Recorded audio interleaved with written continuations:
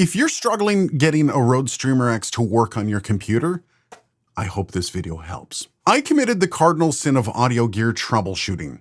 I did so without checking all my cables. Well, there's your problem. But it isn't the XLR or 1/4-inch cable that you might be expecting. But worse than all that, I allowed myself to be swayed by other voices instead of doing my own due diligence to solve an issue. And I know better.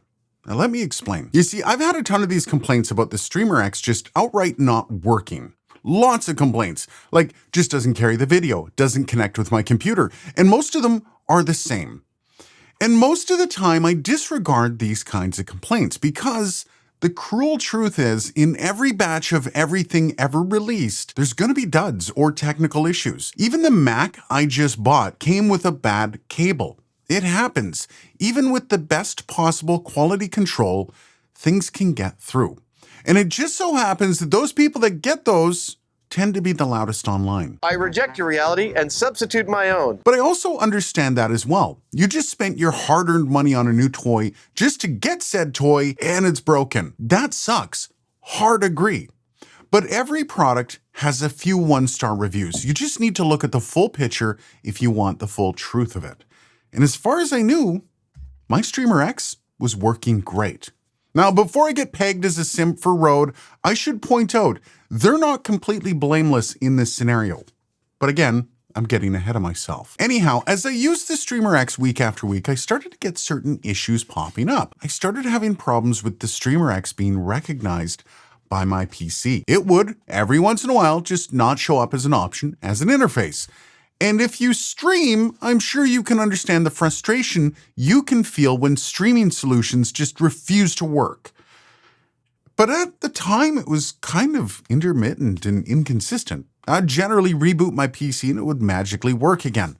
And I just figured it was my PC being temperamental with all the review things I have to go through by putting in different drivers and unplugging and plugging in different interfaces and all that. That's why we can never have anything nice. So I ignored it anytime it came up. But then the problem seemed to not only persist, but it was becoming more frequent. And as another wrench to be thrown into the issue with this thing, even when it was working, sometimes the video didn't come through. Okay, at that point, I'm starting to get annoyed. I should mention that I do know the video coming through isn't a PC issue, by the way, because I could just use my Elgato Camlink 4K and it would work perfectly with the exact same HDMI cable. So it's starting to look like an issue with the Streamer X, right? So then I started looking into some of those claims from users that have had issues or even outright failure with their units. And well, I started to ride the wave and I kind of got in my own head. So I decided to call Rode on it. You know what they got back to me with? The same old, same old. Did you check your cables? Yeah, Rode, I checked my cables. In fact, I was using my go-to cable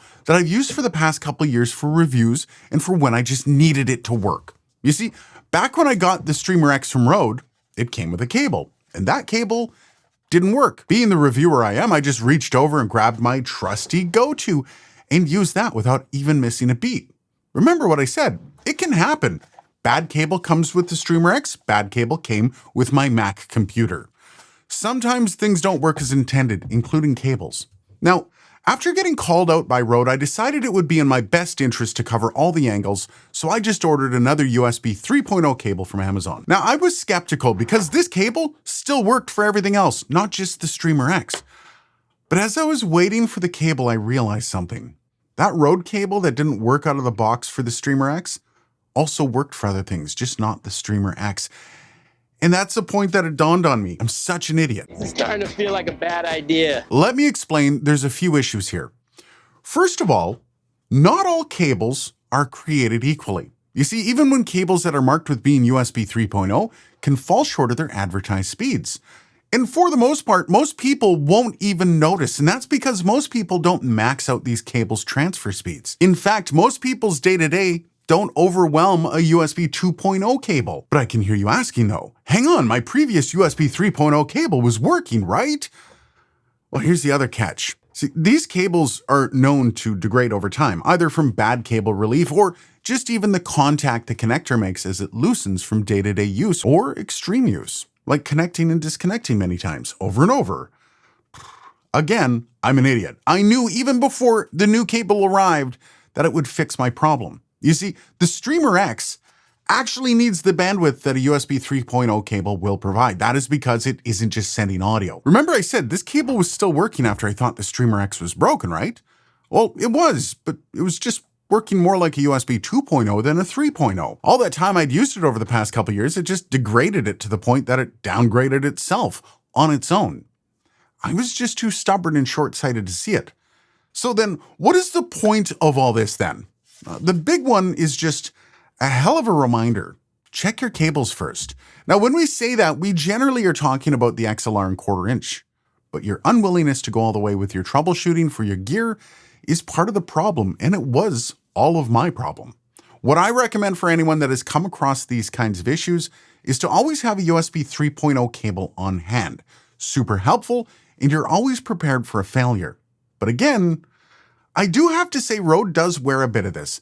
Getting a cable that doesn't fit the needs of the unit with the unit is a pain. And honestly, if there are a decent amount of people that are having the very similar problem that I'm having with the cable that came with the unit, well, perhaps we need to talk about the cable quality itself. However, I do have to say the nice thing about Rode is they are fantastic at fulfilling the needs of the customer when things like this pop up, so maybe reach out to them. All this to say, if you're gonna troubleshoot, do it all and do it properly. Cheers, guys, and I'll see you in the next video.